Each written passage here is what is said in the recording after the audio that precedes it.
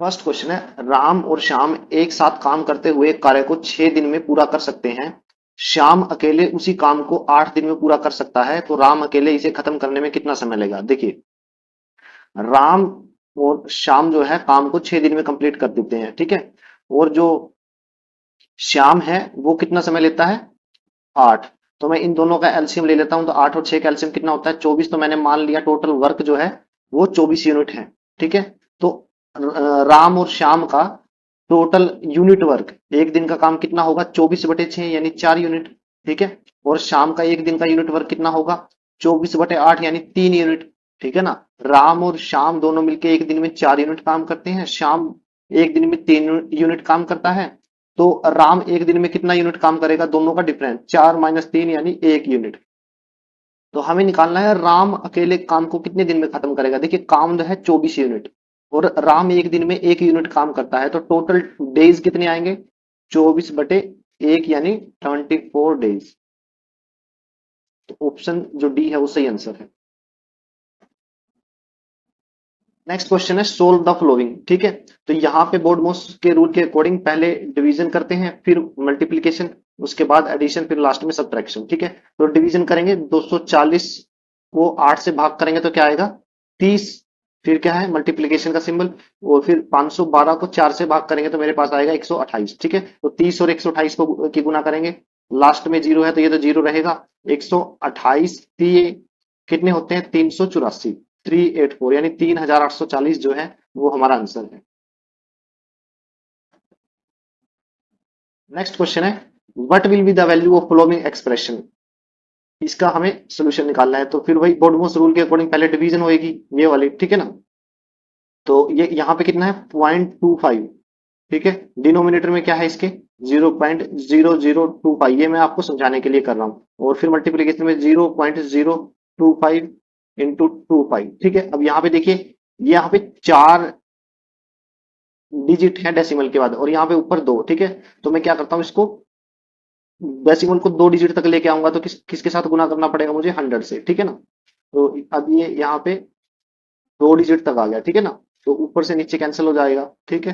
तो 100 into 0.025 into 25, ठीक है। यहाँ पे डेसिमल के बाद 3 डिजिट है, तो इसको हटाऊंगा मैं, तो नीचे कितना आ जाएगा, 1000, ठीक है। 2 जीरो से 2 जीरो कैंसिल, 25 को 25 के साथ गुना करूंगा तो 625। और नीचे फिर 10 भी है, तो डेसिमल लगाऊंगा तो मेरे पास आ जाएगा 62.5। तो ऑप्शन बी सही है, आंसर है। नेक्स्ट क्वेश्चन है, चक्रवृद्धि ब्याज पर एक राशि 5 वर्षों में 5 गुना हो जाती है। मान लीजिए राशि है एक्स, ठीक है। तो वो 5 साल में कितनी हो जाएगी, डबल, यानी वो हो जाएगी 2x, ठीक है। कितने वर्षों में यह राशि स्वयं से 16 गुना हो जाएगी, यानी कितने साल में वो 16 गुना हो जाएगी। तो देखिए, वैसे निकाल के दिखा देता हूं मैं। देखिए, 5 साल में कितना हुई, 2x। अगले 5 साल में वो कितनी हो जाएगी, 4x, यानी 4 गुना। अगले 5 साल में वो कितनी हो जाएगी, 8x, दुगुना हो जाएगी, 8 गुना। फिर अगले 5 साल में कितना हो जाएगी वो, 16x, यानी जो शुरुआत में हमने x मानी थी उसका 16 गुना। तो टोटल कितने साल आ गए, 5, 10, 15 और 5, 20, ठीक है ना। तो ऑप्शन जो डी है वो सही आंसर है, ठीक है। नेक्स्ट क्वेश्चन है, एक कस्बे की जनसंख्या 10,000 है। यदि पुरुष जनसंख्या में 5% और महिला जनसंख्या में 10% की वृद्धि हो जाए तो जनसंख्या 10,800 हो जाएगी। शहर की वर्तमान जनसंख्या में महिलाओं की कितनी संख्या है, महिलाओं की संख्या निकालनी है करंट पॉपुलेशन में, ठीक है। हालांकि टोटल पॉपुलेशन 10,000 दी हुई है और इंक्रीज के बाद 10,800 हो जाएगी, तो इंक्रीज कितनी हुई है, 800। कैसे, मेल के अंदर तो इंक्रीज हुआ है 5% और फीमेल के अंदर इंक्रीज हुआ है 10%, ठीक है। ओवरऑल इंक्रीज है 800, ठीक है। तो मैं ये क्वेश्चन ऑप्शन से करके देखता हूं। मैंने पहला ऑप्शन उठा लिया 7,000, ठीक है। तो मैं 7,000 को उठा रहा हूं। तो मैंने माना कि जो फीमेल है वो कितनी है, 7,000, ठीक है। तो 7,000 पे कितने का इंक्रीज हुआ है, 10% का, तो कितना इंक्रीज हो गया, 700, ठीक है। और जब 7,000 फीमेल है तो टोटल कितने थे, 10,000, तो मेल कितने आए, 3,000, ठीक है। 3,000 का 5% कितना हुआ, 350, सॉरी 350। तो टोटल अगर मैं जोड़ूंगा तो 1,000 प्लस हो रहे हैं, ठीक है ना। तो ऑप्शन जो डी है वो गलत है, फिर मैं 600 रख के देखता हूँ, ठीक है। तो 600 अगर मैं रखूंगा तो फीमेल कितनी है, सॉरी मैंने 6,000 रख लिया, तो मैं 6,000 रखूंगा तो 6,000 का 10% कितना हो गया 600। और मेल फिर कितने आए 4,000। 4,000 का 5% कितना हो गया, 4,000 का 5% 200, ठीक है ना। तो टोटल कितना इंक्रीज हो गया 800। और यही हमसे बोला गया था कि 800 इंक्रीज हुआ है, ठीक है ना। तो ये जो है ऑप्शन कंडीशन को सेटिस्फाई करता है, तो हमारा आंसर क्या रहा, महिलाओं की संख्या हमसे पूछी थी, तो महिलाओं की संख्या कितनी रही फीमेल की 6,000। तो ऑप्शन जो सी है वो सही आंसर है। नेक्स्ट क्वेश्चन है, इसका भागफल ज्ञात कीजिए, ठीक है। तो 0.5 बाई 0.71, ठीक है। डेसिमल हटाऊंगा तो मेरे पास क्या आएगा 50/71, ठीक है। अब मैं इसको भाग करता हूँ, 50 को भाग करूंगा 71 से, ठीक है। तो ये 50 71 से कम है, तो एक जीरो लगाऊंगा तो यहाँ पे डेसिमल आ जाएगा, ठीक है। 7 गुना कितना हो जाएगा, सतु सतु उनचा और 7, तो 500 में से 497 घटाऊंगा तो 3 आ जाएगा, ठीक है। अब मैं यहाँ पे 2 जीरो रखूंगा तो यहाँ पे एक जीरो और आ जाएगी, ठीक है ना। तो अब कितने पे जाएगा 4 पे, तो 7 चौके 28 और फिर 4 एकम 4, 284, ठीक है ना। नीचे कुछ ना कुछ आ जाएगा, तो अप्रोक्स वैल्यू डेसिमल के 3 डिजिट तक निकालनी थी, यानी 0.704, ठीक है। तो ऑप्शन जो सी है वो सही आंसर है। नेक्स्ट क्वेश्चन है, जनसंख्या के प्रतिशत में वार्षिक वृद्धि 5% है और लोगों की वर्तमान संख्या 16,000 है, 3 वर्षों में जनसंख्या कितनी होगी। देखिए 5% का मतलब क्या होता है, 5/100 यानी 1/20, ठीक है ना। और 20 के ऊपर एक का इंक्रीज यानी इंक्रीज होके कितनी हो गई 21, यानी 21/20। 20 जनसंख्या कितनी कितनी हो गई 21। तो जनसंख्या हमारे पास कितनी थी 16,000, तो पहले वर्ष क्या हुई 21 हो गई, जबकि पहले वो 20 थी। दूसरे वर्ष 20 से फिर 21 हो गई, तीसरे वर्ष फिर 20 से 21 हो गई, ठीक है ना। आप 3 जीरो से ये 3 काट दीजिए, जीरो, ठीक है। 2 दूनी 4, 4 दूनी 8, ये दो दो भी कट जाएंगे तो यहाँ पे कितना आएगा 2।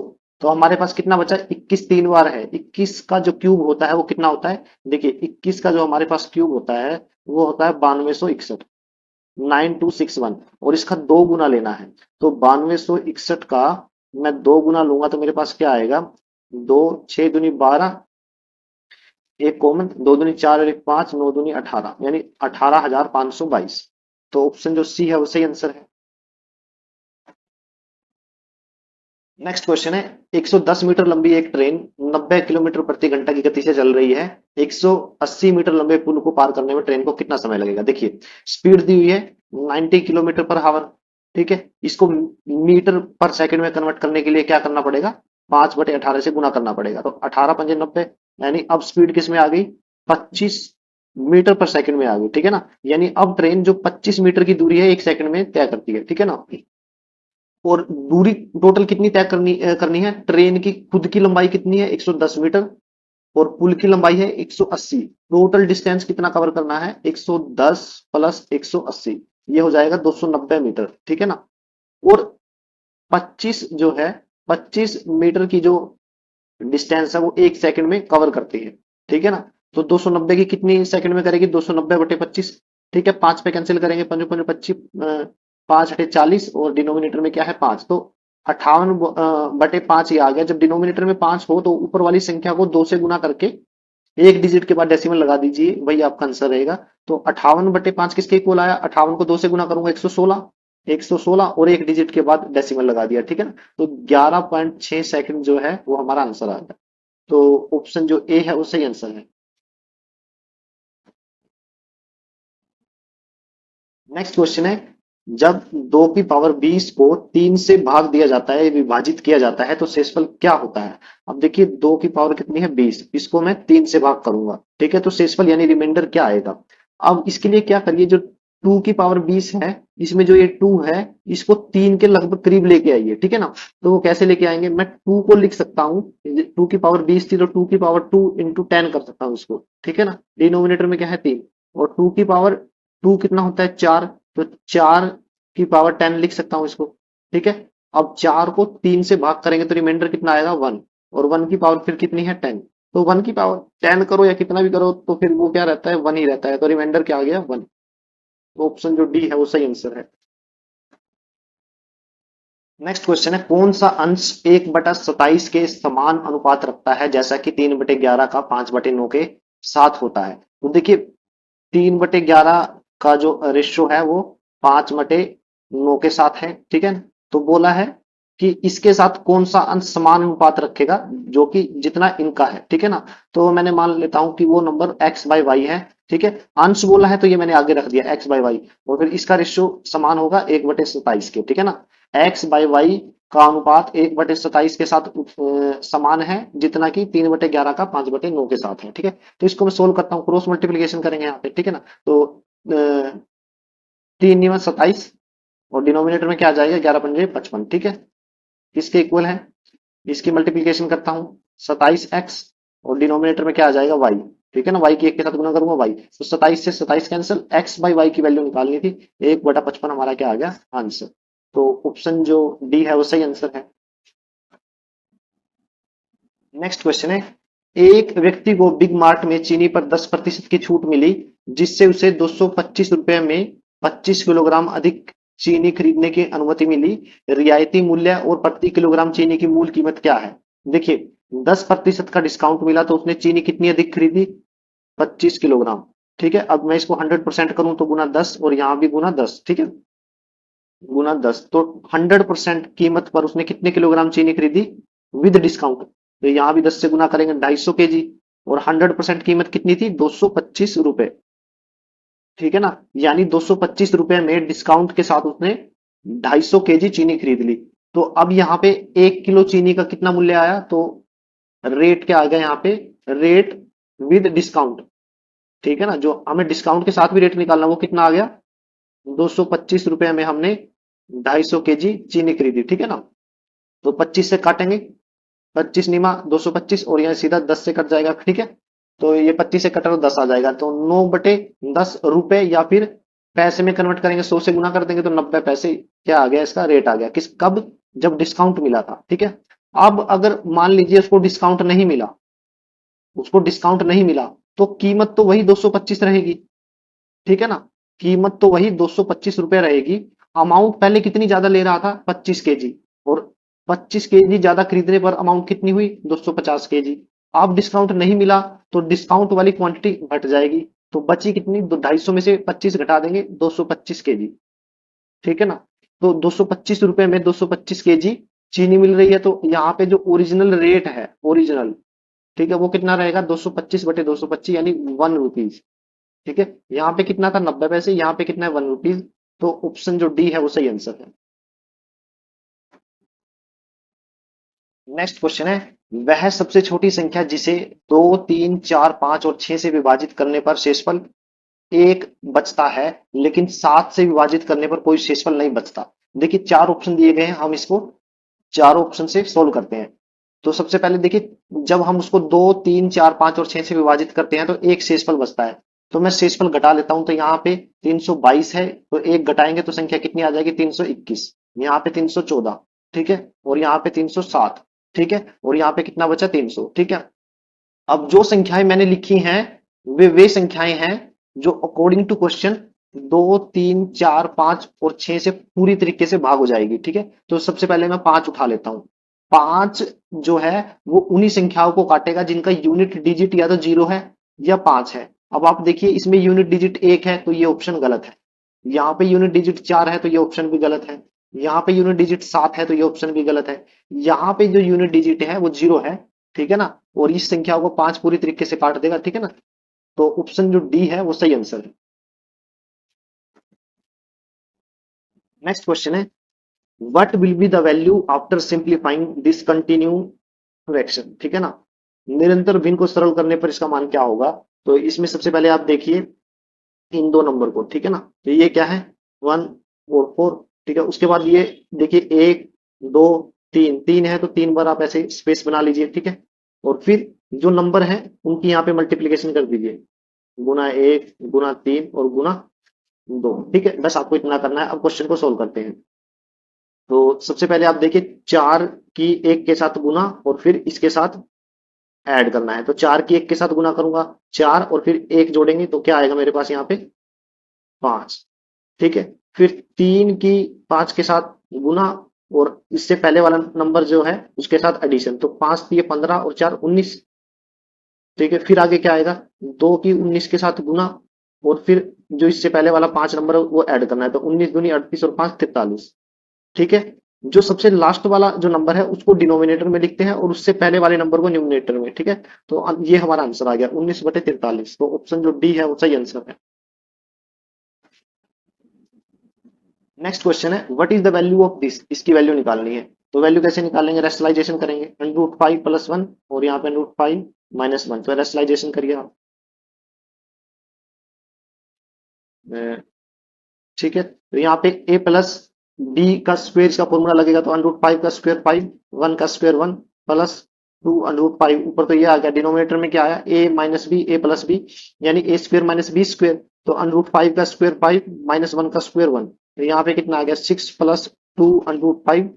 डिनोमिनेटर में क्या है 4, तो ऊपर से 2 कॉमन लेंगे, तो 2 पे काटेंगे तो यहाँ 3 और ये पूरा 2 कट जाएगा, 2 पे काटेंगे तो 2 आ जाएगा। तो आंसर क्या आया 3 + √5, डिनोमिनेटर में 2। तो ऑप्शन जो डी है वो सही आंसर।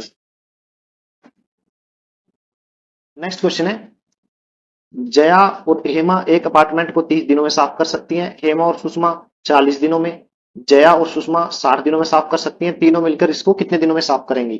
ठीक है, तो शुरू में क्या है, जे फॉर जया और फिर हेमा, जया और हेमा करती हैं 30 दिनों में साफ, और फिर क्या है, हेमा और सुषमा करती हैं 40 दिनों में, और जया और सुषमा करती हैं 60 दिनों में साफ। तो तीनों का एलसीएम लेंगे, वो कितना आएगा 120। मान लीजिए काम कितना है अब 120 यूनिट, तो यूनिट वर्क निकालेंगे जया और हेमा का 120/30 यानी 4 यूनिट, हेमा और सुषमा का 120/40 यानी 3 यूनिट, और यहाँ पे कितना आ गया 2 यूनिट। ठीक है, अगर मैं तीनों को ऐड कर दूं तो जया 2 बार आ जाएंगी, 2 बार हेमा, 2 बार सुषमा। ठीक है ना, तो वाइस इनका कितना यूनिट काम आ गया 9 यूनिट। और अगर इस 2 को डिनोमिनेटर में लेके आऊं तो जया प्लस हेमा प्लस सुषमा एक दिन में 4.5 यूनिट काम करती हैं। ठीक है ना, टोटल काम कितना है 120, और एक दिन में वो काम करती हैं 4.5। तो टोटल कितने दिनों में वो काम करेंगी, तो देखिए 120/4.5 यानी डेसिमल हटाएंगे तो यहाँ पे 0 आ जाएगा। ठीक है ना, तो यहाँ पे 3 पे काटिए, 3 पे काटेंगे तो यहाँ पे 15 आ जाएगा, और यहाँ पे 3 चौक 12 डबल 0, फिर 5 पे काटेंगे 3, और यहाँ पे 80, तो 80/3 कितना आ जाएगा, 3 दूनी 6, 3 छके 18, 26 सही, 2/3, ये हमारा क्या आ गया आंसर। तो ऑप्शन जो डी है वो सही आंसर है। नेक्स्ट क्वेश्चन है, find the variance of the flowing data points. देखिए हमारे पास जो डाटा दिया गया है वो ये है, हमें इसका वेरिएंस निकालना है। ठीक है, मैं इन डाटा को कैपिटल एक्स से डिनोट कर रहा हूं। ठीक है ना, इस डाटा को कैपिटल एक्स से, और जो इनका मीन आएगा उसको स्मॉल एक्स से, स्मॉल एक्स से। तो वेरिएंस का फॉर्मूला क्या बनेगा, capital x minus small x का स्क्वेयर। ठीक है ना, कैपिटल एक्स माइनस एक्स का जो डिफरेंस आएगा उसका स्क्वेयर। ठीक है, डिनोमिनेटर में 6, इनका समीशन करेंगे। ठीक है ना, यानी जो ऊपर वाली टर्म है capital x minus small x, इसका स्क्वायर का समीशन, डिनोमिनेटर में क्या है टोटल नंबर ऑफ, जो हमारे पास जो डेटा दिया गया है टोटल नंबर ऑफ नंबर। ठीक है ना, कितने हैं, तो कैसे निकालेंगे, आप देखिए मैं मीन निकालता हूं। मीन क्या रहेगा, नंबर कितने हैं 6 7 5 9 12 और 15। ठीक है, और टोटल इनकी संख्या कितनी है 6, तो ऐड कीजिए, 6 और 7 13, 13 और 5 18 और 9 27 और 12 39, 39 और 15 54 आ गया। ठीक है ना, 54/6, 6 नहीं 54, तो स्मॉल एक्स की वैल्यू कितनी आई 9, तो यहां पे मैं 9 लिख लेता हूं। ठीक है, अब वेरिएंस क्या होता है, ऊपर क्या है, ऊपर क्या है इनके डिफरेंस का स्क्वायर, तो 6 और 3 का 6 और 9 का डिफरेंस कितना होता है 3, और 3 का क्या करना है मुझे स्क्वायर। ठीक है ना, तो स्क्वायर करूंगा तो 3 का क्या आ जाएगा 9। प्लस माइनस के बारे में नहीं सोचना है क्योंकि ऊपर स्क्वायर है तो माइनस की वैल्यू पॉजिटिव हो जाएगी। अब 7 और 9 को कंपेयर कीजिए, डिफरेंस कितना है 2 का स्क्वायर करेंगे 4, प्लस 5 और 9 का डिफरेंस है 4, 4 का स्क्वायर करेंगे 16, प्लस 9 और 9 का जो डिफरेंस है 0, इसका स्क्वायर करेंगे 0 ही आएगा, और 12 और 9 का जो डिफरेंस है वो है 3, 3 का स्क्वायर करेंगे 9, और 15 9 का जो डिफरेंस है वो है 6, और 6 का स्क्वायर करेंगे 36। ठीक है, ये हमारे पास क्या आ गए नंबर्स आ गए। अब देखिए इनको ऐड कैसे करेंगे, 16 16 और 4 20 और 36 और 9 45, 45 और 20 65, 65 और 9 74। तो ऊपर क्या आ गया 74। और नीचे क्या था, कितने ये नंबर दिए गए हैं, 1 2 3 4 5 6, नीचे 6 से डिवाइड करें तो अब ये कैंसिल होगा, 2 से कैंसिल करेंगे तो ऊपर आ जाएगा 37, नीचे आ जाएगा 3। तो वेरिएंस हमारा कितना आ गया 37/3। ठीक है ना। तो ऑप्शन जो डी है वो सही आंसर है। नेक्स्ट क्वेश्चन है, वह संख्या ज्ञात कीजिए जिसका 4/5वां भाग इसके 3/4 भाग से 4 अधिक है। देखिए 4 अधिक का मतलब क्या हुआ कि 4/5वां भाग इसका और 3/4 भाग का डिफरेंस जो है वो 4 दिया गया है। यानी मैं संख्या अगर x मानूं तो इसका 4/5वां भाग और इसी संख्या का 3/4 भाग, इनका जो डिफरेंस दिया गया है वो कितना दिया गया है 4। ठीक है। या फिर इसको अगर मैं राइट हैंड साइड में लेके जाऊंगा तो जो जैसा स्टेटमेंट में बोला गया है एज इट इज आ जाएगा। ठीक है ना। तो अब यहां से मैं एक्स को कॉमन ले लेता हूं तो अंदर क्या बचा 4/5 और 3/4। ठीक है। एलसीएम कितना आ जाएगा 20। ठीक है। तो ये कितना आ गया 16 और यहाँ पे कितना आया 15, दैट इज इक्वल टू 4। तो यहां से x गुना 1/20 किसके इक्वल आ गया 4 के। यहाँ पे x की वैल्यू कितनी है 20 चौके 80। तो हमें संख्या निकालनी थी वो कितनी आ गई 80। ऑप्शन 20 जो है, ऑप्शन बी जो है वो सही आंसर है। नेक्स्ट क्वेश्चन है, एक 200 इंटू √ 3 मीटर टावर के शीर्ष का इसके आधार से 200 मीटर दूर एक बिंदु से उन्नयन कोण ज्ञात कीजिए। देखिए एक टावर है जिसकी ऊंचाई दी गई है और बेस से एक पॉइंट की जो दूरी है वो भी दी गई है। तो ये दूरी कितनी है 200 मीटर और ये जो टावर है इसकी ऊंचाई है 200 इंटू √3। ठीक है ना।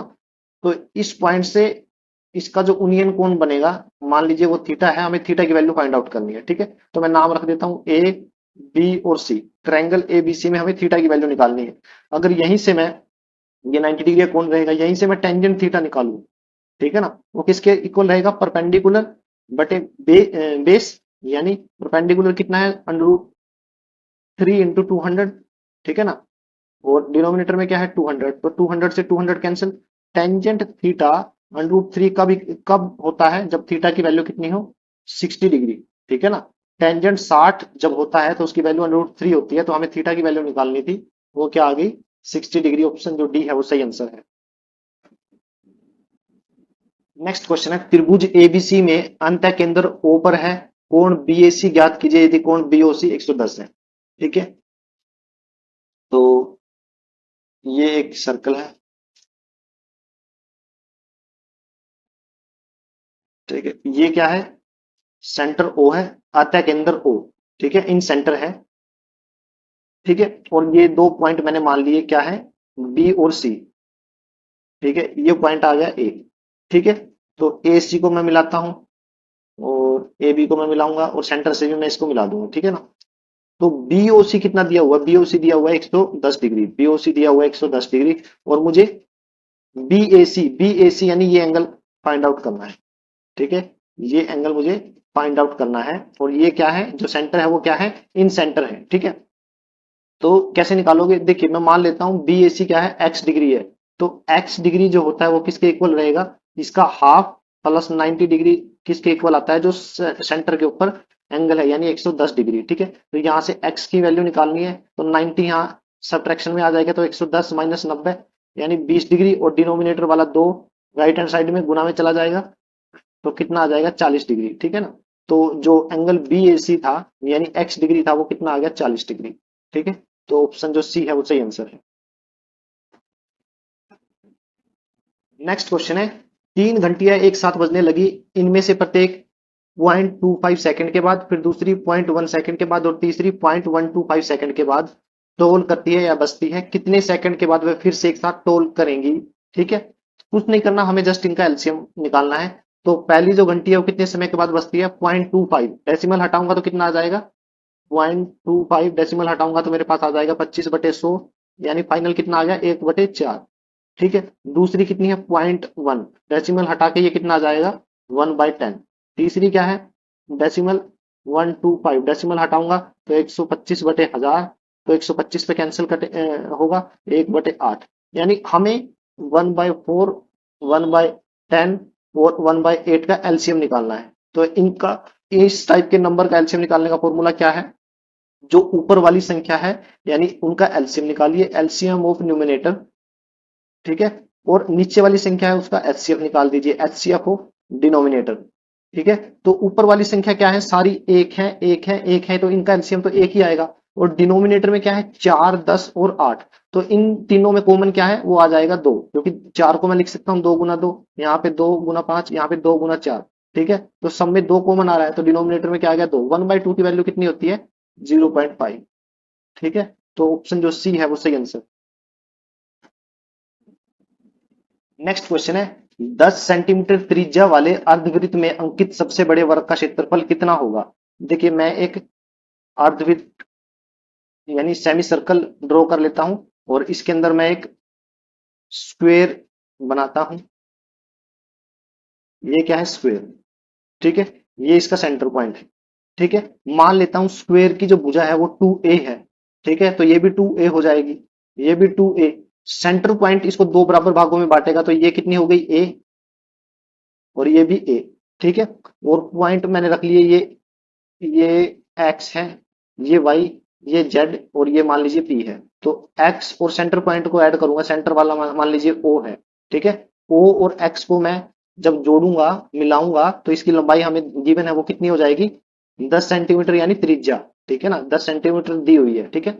तो मैं ट्रायंगल एक्स ओ पी पर पाइथागोरस थ्योरम अप्लाई करता हूं, तो 10 क्या है? कर्ण है, यानी 10 का स्क्वायर किसके इक्वल आ जाएगा? 2a का स्क्वायर प्लस a का स्क्वायर, यानी 100 किसके इक्वल आ गया? इसका स्क्वायर क्या आ जाएगा? 4a का स्क्वायर, और ये a का स्क्वायर यानी 5a का स्क्वायर, काट देंगे 20, तो a की वैल्यू कितनी आ जाएगी? a की वैल्यू आ जाएगी 2√5, ठीक है ना। लेकिन वर्ग की भुजा कितनी है? 2a, तो 2a की वैल्यू कितनी आ जाएगी? 4√5। ये क्या है? किसकी है? भुजा है वर्ग की, ठीक है। हमें एरिया निकालना है। एरिया क्या होता है? जो साइड्स होती है उसका स्क्वायर, यानी 4√5 का स्क्वायर। तो 4 का स्क्वायर करूंगा 16, और √5 का स्क्वायर करूंगा 5, 16 पंजे 80, यानी जो मेरा एरिया आया वो आ गया 80। यूनिट क्या थी? सेंटीमीटर, यानी 80 सेंटीमीटर स्क्वायर। तो ऑप्शन जो सी है वो सही आंसर है। नेक्स्ट क्वेश्चन है, निम्नलिखित का वर्गमूल क्या है? हमें इसका क्या करना है? वर्गमूल निकालना है। तो सबसे पहले क्या करिए? इसके फैक्टर बनाइए। तो इसको मैं लिख सकता हूँ एक्स स्क्वायर, 14x को मैं लिख सकता हूँ माइनस का 7x, माइनस का 7x प्लस 49, ठीक है। और यहां पे इसको देखिए, एक्स स्क्वायर, और 6x को लिख सकता हूँ 3x प्लस 3x प्लस 9। तो यहां से कॉमन क्या आया? x, तो अंदर क्या बचा? x minus 7। यहां से कॉमन क्या आया? माइनस का 7, अंदर क्या बचा? x माइनस 7, ठीक है। और यहाँ पे कॉमन क्या आया? x, तो x प्लस 30, 3 अंदर रह गया, और यहाँ से 3 कॉमन आया, तो x प्लस 3 अंदर रह गया, ठीक है। तो हमारे पास जो फैक्टर आए वो क्या है? हमारे पास जो फैक्टर्स आए हैं वो आगे ये 2 बार रिपीट होगा, यानी x माइनस 7 2 बार रिपीट होगा, और x प्लस 3 ये भी 2 बार रिपीट होगा। ऊपर क्या है? अंडर रूट, स्क्वेयर से स्क्वेयर रूट कैंसिल हो जाएगा, ठीक है। तो अंदर क्या बचा? x minus 7 into x plus 3। तो x माइनस 7 और x प्लस 3 ये हमारा आंसर है। नेक्स्ट क्वेश्चन है, राम की औसत गति क्या है यदि वह बिंदु x से y तक 8 किलोमीटर प्रति घंटा की गति से जाता है, और बिंदु y से बिंदु x तक 12 किलोमीटर प्रति घंटा की गति से लौटता है? ये पॉइंट x है, ये पॉइंट y है, ठीक है। इनके बीच की डिस्टेंस हमें पता नहीं है, हमें क्या निकालना है? Average speed. एवरेज स्पीड क्या होती है? Total distance, total distance by total time, ठीक है। तो अब देखिए डिस्टेंस में क्या करूंगा? जो स्पीड दी गई है 8 और 12, इसका एलसीएम ले लेता हूं। तो 8 और 12 का एलसीएम क्या आएगा? 24। तो मैंने मान लिया जो एक्स वाई की डिस्टेंस है वो कितनी है? 24 किलोमीटर। तो 8 किलोमीटर की स्पीड से, 8 किलोमीटर पर घंटे की स्पीड से 24 किलोमीटर की दूरी कितने घंटे में तय की गई? 3 घंटे में। यानी एक्स से वाई की तरफ जब वो गया तो कितना समय लगा? 3 घंटे। और जब वापिस आया यानी वाई से एक्स की तरफ, तो स्पीड क्या थी? 12 किलोमीटर प्रति घंटा। तो 12 दूना 24, यानी आते वक्त वापिस में उसको कितना समय लगा? 2 घंटे। तो अब हम एवरेज निकालेंगे। एवरेज क्या है? टोटल डिस्टेंस, एक्स से वाई की डिस्टेंस कितनी है? 24 किलोमीटर। और y से x की डिस्टेंस कितनी है 24 किलोमीटर। डिनोमिनेटर में क्या आएगा टोटल टाइम कितना है 3 और 2 5 घंटे। तो 24 दूनी 48, 48/5 कितना होता है 9.6। तो एवरेज स्पीड कितनी आ गई 9.6 किलोमीटर पर आवर। तो ऑप्शन जो सी है वो सही आंसर। नेक्स्ट क्वेश्चन है नरेंद्र के वेतन का 2/5वां हिस्सा अमित के वेतन के बराबर है। तो यहाँ पे एन फॉर नरेंद्र के वेतन का 2/5वां हिस्सा अमित के वेतन के बराबर है। तो यहाँ से क्या मिला हमें 5 जो है राइट हैंड साइड जाएगा तो 2 गुना एन का किसके बराबर है 5 गुना अमित के। ठीक है ये क्या आ गई फर्स्ट कंडीशन। ठीक है फिर आगे क्या है अमित के वेतन का 7/9 हिस्सा यानी अमित के वेतन का 7/9 हिस्सा अरुण के वेतन के बराबर है। ठीक है तो यहां से मुझे क्या मिला कि अमित के वेतन का 7 गुना बराबर है अरुण के वेतन के 9 गुने के। ठीक है ये मेरी सेकंड इक्वेशन है। अब मैं क्या करूंगा कि क्वेश्चन को ऑप्शन से सोल्व करूंगा। आगे क्या दिया है स्टेटमेंट में यदि वेतन का योग 770 रुपए है तो नरेंद्र अमित और अरुण का संबंधित वेतन क्या होगा। तो देखिए जो वेतन दिया गया है सबसे आगे दिया गया है नरेंद्र का, फिर है अमित का, फिर है अरुण का। ठीक है ना। तो सबसे पहले मैं नरेंद्र और अमित के ऊपर कंडीशन अप्लाई करता हूं। जो कंडीशन ये है नरेंद्र के वेतन का 2 गुना अमित के वेतन का 5 गुना दोनों बराबर है। तो मैं ए ऑप्शन से शुरुआत करता हूं। तो ये 450 है तो इसका 2 गुना कितना हो गया 900। ठीक है और ये 180 है इसका 5 गुना कितना हो गया 18×5 = 90 यानी ये भी 900। ठीक है दोनों इक्वल है तो इसका मतलब ए ऑप्शन हमारा हो सकता है। अब मैं बी ऑप्शन चेक करता हूँ 450 का 2 गुना कितना हो गया 900 और 14 का 5 गुना 14×5 = 70 700 दोनों बराबर नहीं है तो बी ऑप्शन गलत है। फिर सी में देखिए 180 का 2 गुना 360 और 140 का 5 गुना 700 ये ऑप्शन भी गलत है। ठीक है और डी ऑप्शन में 180 का 2 गुना 360 और आप देखिए 450 का 5 गुना बहुत ज्यादा हो गया कितना हो गया 2200। ठीक है ना। तो सॉरी 2250 हो गया ये 2250। तो ये भी ऑप्शन गलत है तो हमारा जो ए ऑप्शन है वो सही आंसर है। दूसरी कंडीशन की हमें जरूरत नहीं पड़ी पहले ही कंडीशन से हमारा आंसर आ गया।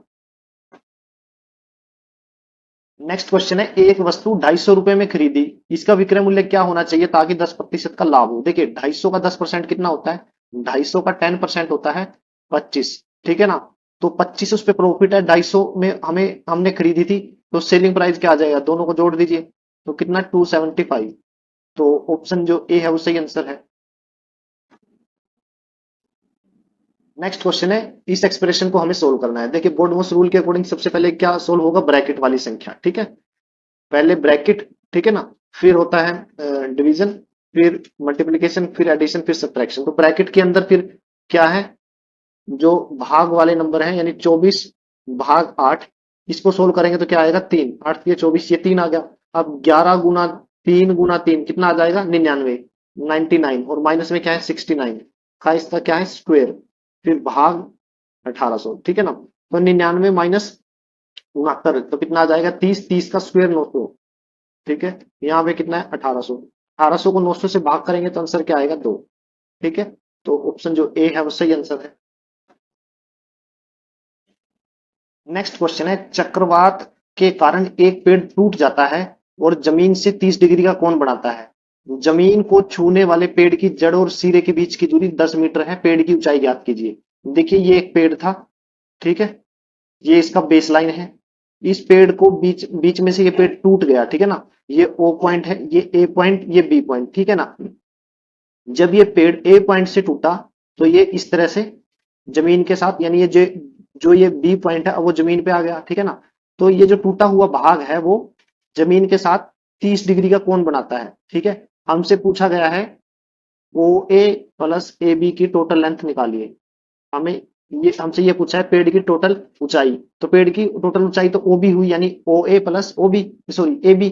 ठीक है ना O A plus A B total लंबाई हो गई पेड़ की। ठीक है तो कैसे निकालेंगे आप देखिए अगर एंगल 30 डिग्री हो ठीक है ना तो एंगल 30 डिग्री पे जो हमारी बेस वैल्यू रहती है तीनों साइड की वो रहती है 1 यूनिट 2 यूनिट और √3 यूनिट। ठीक है ना।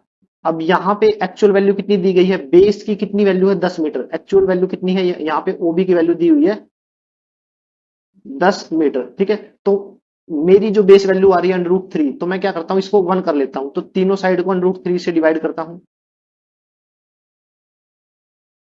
ठीक है। अब मेरी जो बेस वैल्यू है वो कितनी आ गई 1। ठीक है, अब मैं कंपेयर करता हूँ, मेरी जो ट्रायंगल है उसकी बेस वैल्यू 1 यूनिट है, एक्चुअल में क्या दिया हुआ है 10 मीटर, यानी एक यूनिट की वैल्यू कितनी आ जाएगी 10 मीटर। ठीक है, हमें क्या निकालनी है, पेड़ की ऊंचाई। पेड़ की ऊंचाई कितनी है, ये वाला भाग और ये वाला भाग, ठीक है ना, दोनों को जोड़ देता हूं, यानी 1/√3 प्लस 2/√3, ये किसके इक्वल आ गया, √3 यूनिट के। ठीक है ना, तो एक यूनिट की वैल्यू 10 मीटर है, तो √3 यूनिट की वैल्यू कितनी आएगी, वो आ जाएगी 10 गुना √3। ठीक है, तो ऑप्शन जो डी है वो सही आंसर है। नेक्स्ट क्वेश्चन है, इसकी वैल्यू फाइंड आउट करनी है। अब देखिए सबसे पहले क्या करिए, फॉर्मूला होता है a² - b² that is equal to a + b और a - b। ठीक है, तो दोनों नंबर का अगर मैं डिफरेंस निकालूं तो दोनों का डिफरेंस कितना है, यानी a - b की वैल्यू कितनी आ जाएगी 1000।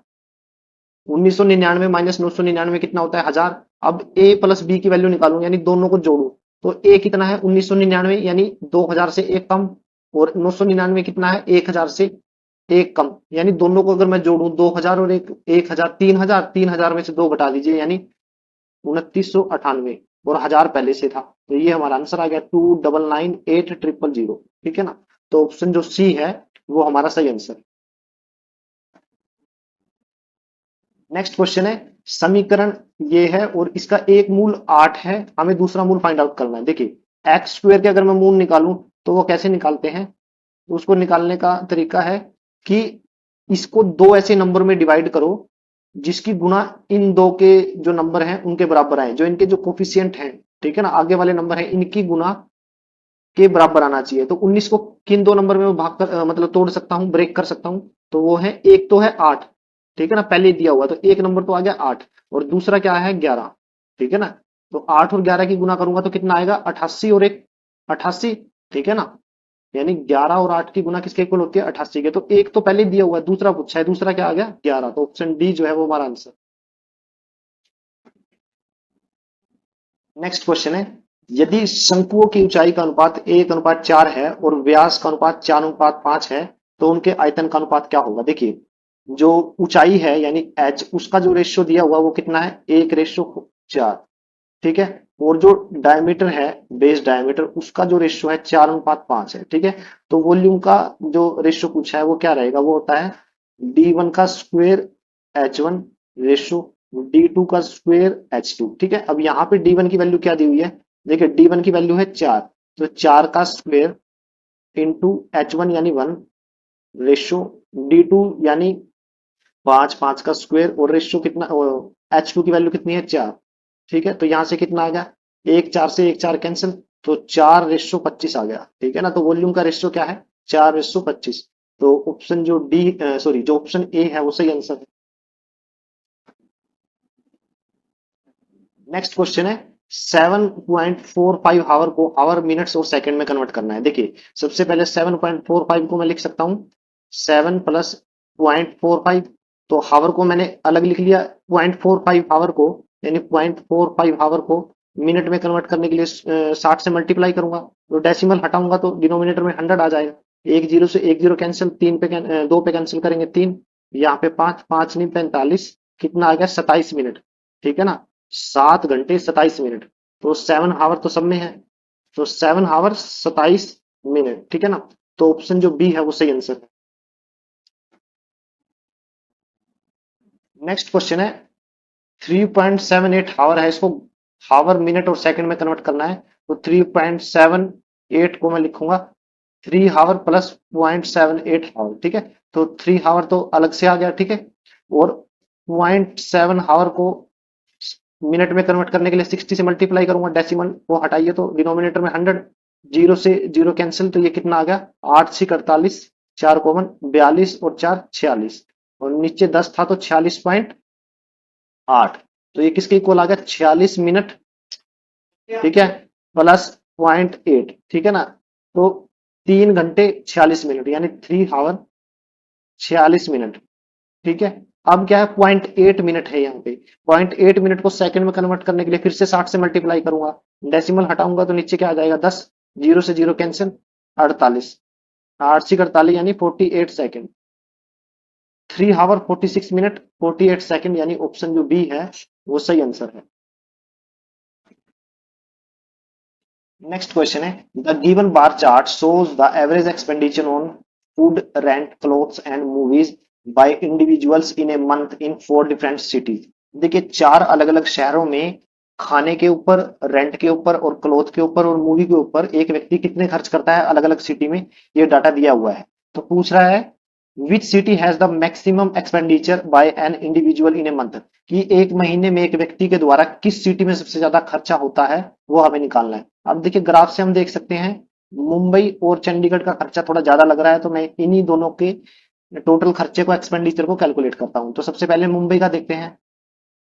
मुंबई का ठीक है, वो कितना है 5,000 और 9,500, यानी 5,000 और 9,500, फिर 7425 और फिर है 2550। ठीक है ना। तो यहाँ से कितना आया 5 7 9 और 5 14, 1 10 15 और 7 22 और 2 24, यानी 24,475 जो है मुंबई में खर्च होते हैं एक महीने के। और चंडीगढ़ का कैलकुलेट करता हूँ 11,228, 6,525, 3,854, 2,000। ठीक है। तो ऐड करेंगे 13 और 4 17। ठीक है, एक कॉमन 3 और 2 5 और 5 10, फिर एक कॉमन 3 और 5 8, 8 और 8 16, एक कॉमन 2 और 6, 2 और 6 8, 8 और 3 11, 11 और 2 13, एक आगे चला गया 2, यानी ये 23,607 है और ये 24,775 है। तो इसका मतलब सबसे ज्यादा एक्सपेंडिचर कहाँ पे है, मुंबई में रहने पे। ठीक है ना। तो ऑप्शन ए जो है वो सही आंसर है। नेक्स्ट क्वेश्चन है the given bar chart shows the average expenditure on food rent and cloth and movies. ठीक है, bye individuals in a month in 4 different cities. ठीक है, तो बार चार्ट क्या दिखा रहा है, फूड रेंट क्लॉथ और मूवीज पे खर्च। ठीक है ना, अलग अलग सिटीज में। तो क्वेश्चन क्या पूछा है, which city has the highest gap in maximum minimum and maximum expenditure bye an individual in a month. एक महीने में जो वो खर्च कर रहा है, सबसे ज्यादा किस चीज पे खर्च कर रहा है और सबसे कम किस चीज पे खर्च कर रहा है, उसका डिफरेंस पूछा है। तो चंडीगढ़ का मैं अगर देखूं तो सबसे ज्यादा है 11,228 और सबसे कम है 2,000। दोनों का गैप कितना हुआ 9,228। चंडीगढ़ का इतना होगा। और चेन्नई का कितना हुआ 9875 माइनस 2,050, यानी 9875 माइनस 2,050। तो ये कितना आ जाएगा 25 और यहाँ पे 8 7 7,825। ठीक है, यहाँ पे मैक्सिमम ये है और मिनिमम ये है, तो दोनों का डिफरेंस कितना है 9500 और यहाँ पे कितना है 2550। ठीक है, 0 5 फिर 9 6 6,950 और यहाँ पे डिफरेंस और भी कम आ जाएगा। ठीक है, तो हमसे पूछा है हाईएस्ट गैप कितना है, तो हाईएस्ट गैप किस में है, चंडीगढ़ में। ठीक है, तो ऑप्शन ए जो है वो सही आंसर।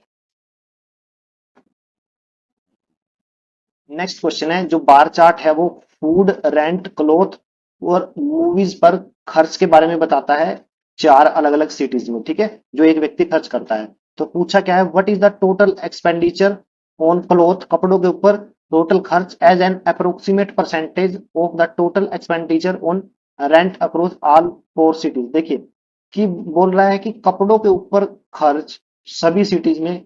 ठीक है, और रेंट के ऊपर टोटल खर्च, कपड़ों का खर्च रेंट के खर्च का कितना प्रतिशत है, कितना परसेंट है, ये पूछ रहा है। तो पता होना चाहिए कि क्लोथ के ऊपर कितना खर्च है। तो जो ग्रीन कलर का बार है वो किसको दिखा रहा है, क्लोथ को। ठीक है, तो 3854, 6221, 7425 और 3520 इसको जोड़ेंगे तो मेरे पास टोटल खर्च आएगा 21,020, 21,020। ठीक है ना, तो ये मेरे पास क्या आ गया कपड़ों के ऊपर खर्च। फिर है रेंट, रेंट का खर्चा, रेंट को जो शो कर रहा है वो है रेड कलर का बार, ये वाला। ठीक है ना, इनको जब जोड़ेंगे तो मेरे पास वैल्यू आएगी 37,123। ठीक है ना, तो अब हमें रेशियो परसेंटेज निकालना है। तो 21,020 बटे 37,123 इंटू 100 परसेंटेज के लिए, तो ये लगभग आ जाएगा 56। ये मैंने पहले से ही कैलकुलेट कर रखा है 56.61 समथिंग। ठीक है ना, तो इसको मैं लिख सकता हूँ 57% अकॉर्डिंग टू ऑप्शन। ठीक है ना, ऑप्शन के अकॉर्डिंग तो इसको मैं 57 लिख सकता हूँ। तो ऑप्शन ए जो है वो सही आंसर है। नेक्स्ट क्वेश्चन है, bar chart food, rent, cloth and movies पर खर्च का डेटा बताता है जो अलग अलग 4 सिटीज में है, ठीक है ना। अब पूछा है, in which city is the expenditure on movies nearest to the average expenditure on movies across all 4 cities. तो वो पूछ रहा है कि चारों सिटीज में मूवी पे जो खर्चा है, ये जो कलर है बैंगनी कलर, ठीक है, वायलेट कलर, ये किसको रिप्रेजेंट कर रहा है, मूवी को, ठीक है ना। चारों शहर में मूवी के ऊपर जो खर्चा है उसका एवरेज निकालेंगे, तो वो किस शहर की मूवीज के ऊपर जो एक्सपेंडिचर है उसके लगभग बराबर है। तो मैं एवरेज कैसे निकालूंगा, एवरेज निकालूंगा, चारों को मैं ऐड करूंगा, 1520 प्लस 2550 प्लस 2050 प्लस 2000, ठीक है, और टोटल कितने बार हो गए, 4। तो एवरेज कितना आएगा, 2030। 2030 मेरा क्या आ गया, एवरेज। तो अब देखिए ये अकॉर्डिंग टू जो डेटा है चार्ट में किसके इक्वल है, 2030 लगभग किसके इक्वल है, आप देख सकते हैं 2050 के, ठीक है ना, थोड़ा सा गैप है, लगभग इक्वल है। तो हम बोल सकते हैं जो एवरेज है वो किसके, एवरेज खर्च है, एवरेज एक्सपेंडिचर है, वो किसके इक्वल है, जो चेन्नई में मूवी देखने का एक्सपेंडिचर है उसके इक्वल है। तो ऑप्शन जो डी है वो सही आंसर है।